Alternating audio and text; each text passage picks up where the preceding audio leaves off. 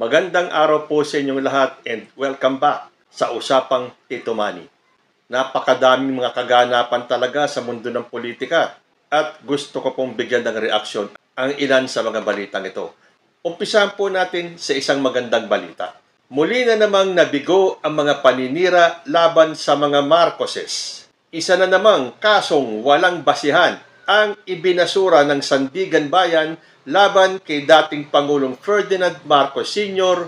at Ginang Imelda Marcos. Matapos ang halos 4 na dekada ng panggigipit, tuluyang pinawalang saysay ang civil case 0032 dahil sa kapalpakan ng PCGG na ituloy ang kaso. Ilang taon ng propaganda pero ano ang resulta? Wala. Unti-unting bumabagsak ang mga gawa-gawang paratang at ang katotohanan ang nananaig. Habang sinusulat muli ang kasaysayan, isang bagay ang nagiging maliwanag. Hindi kasinungalingan ang magtatagumpay, kundi ang pamana ng isang pamilyang tunay na naglingkod sa bayan. So nakita natin, talagang kahit na abutin ng dekada, the truth will always come out. Kahit naharangan pa ng sangkaterbang kasinungalingan ang isang katotohanan, lalabas at lalabas din po ang totoo. Kaya nga sa mga panahong ito, lumilitaw po ang katotohanan that the Marcos family is a good family.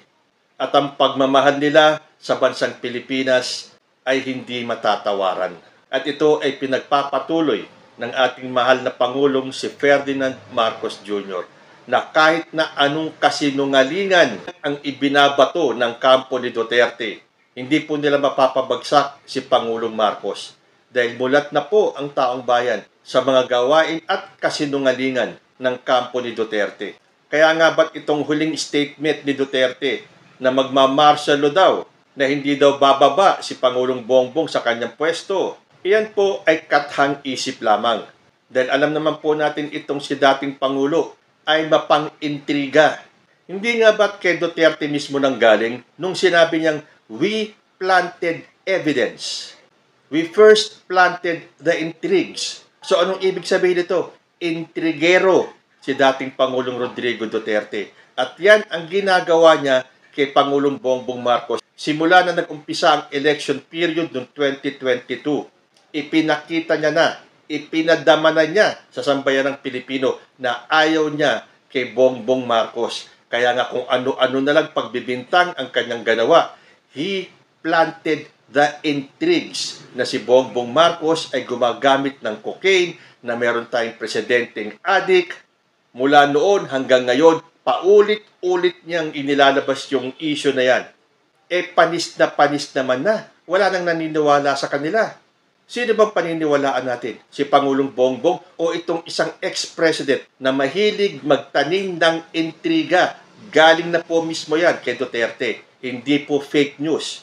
Ang fake news nang gagaling sa kampo ni Duterte. Simula sa kanya hanggang sa mga alipores niya, hanggang sa mga vloggers niya at sa mga supporters niya. Kung ano ang puno, siya ang bunga. Kaya yan ang ginagawa ng mga DDS. They plant intrigues in the hope that the Filipino people will believe them. Ano ba ang sinabi ni Atty. Claire Castro?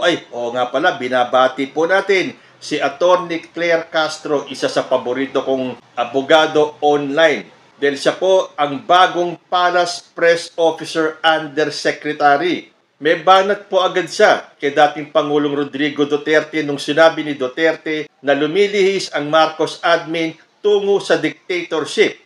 Ang sabi niya, malinaw na pang-iintriga at pagplanta ng ebidensya.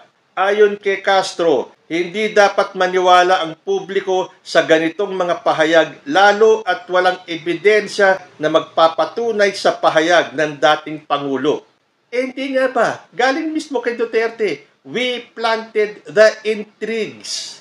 We planted evidence. So ano to? Tanim intriga? Tanim ebidensya? So paano tayo maniniwala dito kay Duterte? Sabi niya, magmamarsyalo daw si Pangulong Bongbong Marcos dahil hindi daw ito bababa sa pwesto sa 2028. Paano ka maniniwala sa kanya? Sala sa init, sala sa lamig. Kung anong sinabi niya ngayon, maya-maya lang iba na. Tulad nung sinabi niya, na hindi daw bababa si Pangulong Bongbong Marcos sa pwesto at ito daw ay magdedeklara ng martial law. Pero the same moment, sinabi niya, si Inday gusto nilang tanggalin. Pamumuliti ka ba? Dahil pagkatapos kay Marcos, kung mananalo sila, kung hindi siya diktador, may ipapalit sa kanya. So akala ko ba hindi bababa si Marcos sa kanyang pwesto? Akala ko ba magmamartial law? Bakit ito ngayon sinasabi mo na kung manalo sila at kung hindi daw siya diktador, may ipapalit naman daw sa kanya? So ano ba talaga? Magmamartial law ba? Magiging diktador ba? Hindi bababa sa pwesto, pero ngayon sasabihin mo na kung hindi siya maging diktador, may ipapalit sa kanya. Nakita ninyo? Mismong si Duterte, kinokontra yung sarili niya. Tapos hindi nga ba, itong si Robin Padilla, may binitawang salita na nagkausap daw sila ni dating Pangulong Rodrigo Duterte na tinatawag nilang mayor. Nasa huli daw nilang pagsasama ni Mayor, napakaganda ng sinabi niya kay Pangulong Bongbong Marcos. Ano daw ang sinabi ni dating Pangulo? Hindi corrupt si Bongbong. Sabi daw ni dating Pangulong Rodrigo Duterte ayon kay Senator Padilla. Ano pa? May negative statement, may positive statement. Ano ba tawag doon? Yung mga ganyang klaseng tao, hindi pinaniniwalaan. Kaya nga hindi ko maubos maisip kung bakit itong si Senator Amy Marcos, kung nakakalimutan nyo na po, itong si Amy Marcos ay kapatid ng ating Pangulong Bongbong Marcos. At siya po ay namamangka sa dalawang ilog. Pero para sa kanya, ayaw lang daw niya ng gulo. Sabi po sa Inquirer, Amy refuses to take sides in rift between President Marcos and VP Duterte. Senator Amy Marcos echoed her stand not to take sides on the rift between President Ferdinand Marcos Jr. and Vice President Sara Duterte.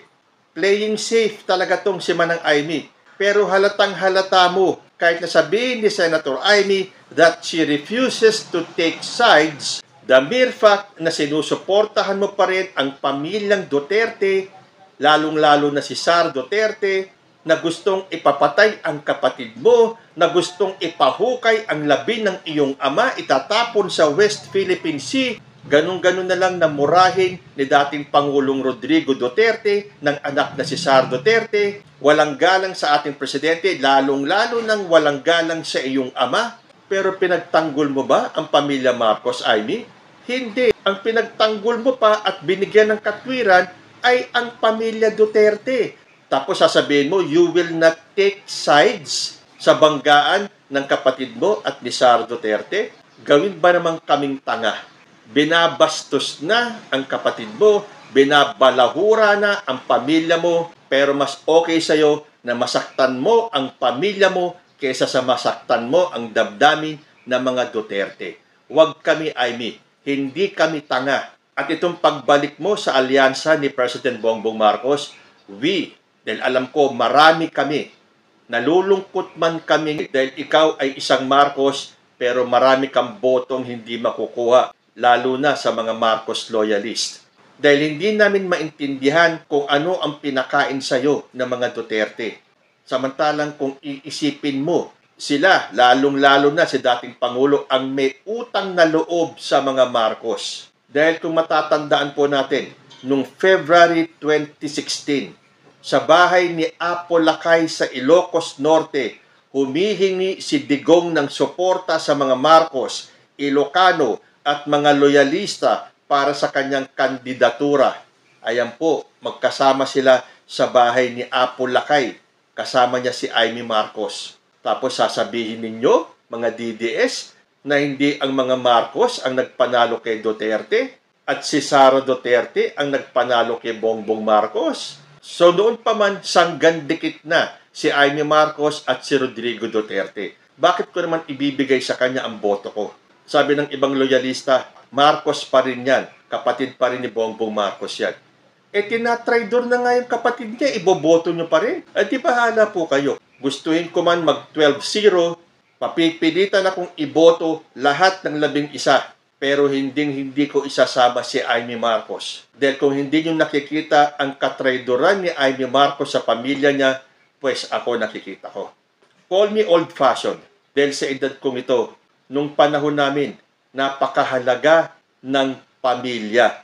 Kahit ano pang mangyari, mag-away-away man, magkagalit-galit man, pero pagdating sa pamilya, suportado nyo ang isa't isa. Pero ano tong ginagawa ni Amy Marcos? Kunyari pa siya na she will not take sides sa awayang Bongbong Marcos, Sara Duterte. Pero kitang-kita naman po natin, sa lahat ng beses na nagkairingan at nagpatutsadahan sila Bongbong Marcos at Sara Duterte, not even once na pinagtanggol ni Amy Marcos ang kanyang ading. So para sa akin, fake news itong sinasabi ni Amy na wala siyang pinapanigan sa dalawa. And speaking of fake news, I would like to commend General Torre sa ginawa niyang pagdemanda dito kay June Abinis dahil sa pagpapakalat ng fake news. Ito po yung pinaratang ni June Abinis na na-hospital daw si General Torre. Ilang beses na ako nakabasa ng mga fake news na inilalathala nitong si June Abinis. Kaya tama lang na ikaw ay idemanda ni General Torre. Ngayon, ikaw na nga ang fake news peddler. Ikaw pa ang malakas ng loob na murahin si General Torre at tawaging berdugo. At kung siya daw ay mapapatay, ang unang-una daw sisisihin ay si General Torre. Abay, parang Sara Duterte rin pala ito no? Tama si General Torre. May mga consequence ang inyong ginagawa. Lalo na at nagpapakalat kayo ng fake news. Sa bagay, hindi na po tayo magtataka. Kaninong kampo ba nanggagaling ang karamihan sa mga fake news natin ngayon? Hindi ba sa kampo ni Duterte? Saan kampo ba itong si June Abinis? Kay Duterte. Kung yung puno mahilig magpakalat ng fake news, di ganun din ang kanyang mga alipores. Dahil para sa kanila, tama ang ginagawa ni Duterte yung pagpapakalat ng fake news, so susunod sila. Hindi na po uso ngayon yan. Libre kayong magpakalat ng fake news. Pero kung may papalag, dapat nyong harapin ang consequences. And speaking of fake news, nabalitaan nyo ba yung Cebu Indignation Rally na ginanap a couple of nights ago? Na ang balita ng SMNI 40,000 daw ang umattend. Dahil nagpakalat pa nga ang mga DDS na mga pictures kung saan punong-puno nga naman ng tao. May mga aerial videos pa silang inilabas. Pero ayon po dito sa Philippines Defense Forces Forum, the aerial video footage and photos shared online by pro-Duterte bloggers including Jay Sonsa, Dr. Richard and Erica Mata, and Pastor Greco Belhica claiming to show that the Cebu People's Indignation Rally are actually from the Planet Shakers concert held at the SM Seaside Cebu grounds on February 23, 2024. Official estimates placed the actual crowd size at the DDS Indignation Rally in Mandawi City at approximately 4,000 people. So ano yung sinasabi ng mga DDS? Na 50,000 daw ang attendees. Kung totoong 50,000, hindi na kailangan magpakalat pa ng fake news at videos ng mga tulad ni Jay Sonsa. Akala ko, yung mga maliliit na DDS vloggers lang ang mahilig magpakalat ng fake news. Kasama rin pala dito si Jay Sonsa. At meron pang binanggit dito, Dr. Richard and Erica Mata and Pastor Greco Belhica. Paano nyo naaating magpalabas ng mga videos na hindi naman pala totoo para lang ipakita sa taong bayan na kunwari dinagsa kayo ng taong bayan? So paano tayo maniniwala dito sa mga DDS? Ang hilig-hilig nila magpakalat ng fake news. Kaya nga tulad ng sabi ko kanina kung ano ang ginagawa ng puno at yan ay si Duterte, yan din ang gagawin ng mga bunga. Ito nga mga DDS vloggers na panay post ng mga fake news. Sabi tuloy ng isang mambabatas, former President Rodrigo Duterte is a father faker for his alleged insistence on using misinformation and disinformation to propel his Senate slates campaign.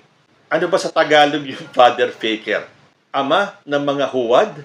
Ito ang nagpapatunay na sa kampo ng mga Duterte, ang pagpapakalat ng fake news is a way of life. At bago po tayo magpaalam, isang reaction lang po ang aking nabasa. Ito po ay tungkol sa inilabas kong episode kung saan binasag ni Larry Gadon si VP Sara. Kung matatandaan po natin, na-disbar po itong si Larry Gadon dahil siya ay nagbitaw ng mga maaanghang na salita sa isang writer, if I am not mistaken. Sabi po ng commenter, dapat ibalik na ang lisensya ni Larry Gadon. Napakababaw ng dahilan ng pagtanggal ng lisensya niya. Kung ang pagsasalita lang niya na maanghang na salita ang naging ground ng revocation ng license niya, bakit hindi nila madisbar yung nagbanta na sa buhay ng tao on live video at yung sa loob ng 6 na taon na nasa pwesto ay puro mura ang binibitawang salita. Hindi ko naman kilala ng personal si Larry Gadon, pero hindi makatwiran ang tanggalan siya ng lisensya sa mga nasabi niya. Mas maganda kung suspension lang for 1 year. Kumbaga ay disiplinahin lang kasi hindi naman naging banta sa buhay ni Numan ang mga sinabi niya. Tama nga naman itong si commenter natin. Dahil sa maanghang na salita ni Larry Gadon, na-disbar siya, samantala yung pagmumura at pagbabanta sa buhay ng ating presidente ay pagkikibit balikat na lang. Kayo po, ano ang masasabi ninyo sa episode natin for today? Comment lang po down below and I will see you in my next video. Diyos ti Agina.